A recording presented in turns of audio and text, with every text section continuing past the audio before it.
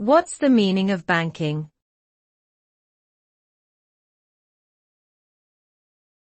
Banking.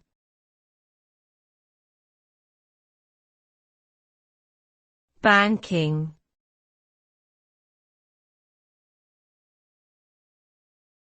Banking.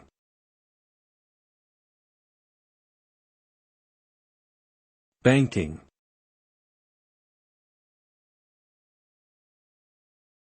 Banking refers to the business of providing financial services, such as deposit taking, lending, and investing, to individuals, businesses, and governments. It is a critical aspect of modern economies and plays a crucial role in facilitating financial transactions, managing risks, and allocating capital.